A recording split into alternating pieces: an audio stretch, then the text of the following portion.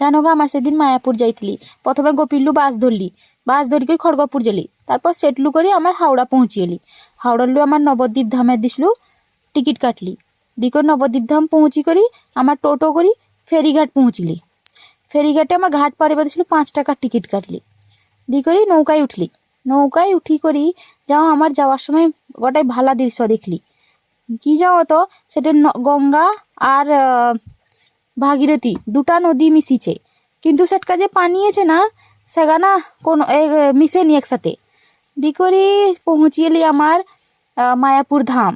আর মায়াপুর ধামে যাওয়ার সময় কত সুন্দর দেখায় রে, দেখিছ মন্দিরটা, চন্দ্রদয়া মন্দির। তারপর ফ্রেশ করি আমার ঘুরতে বাহিরি। আমার সেটা রুম নিতলি, রুমের দাম 400 টাকা করে নিতলা গোটাই করি রুম।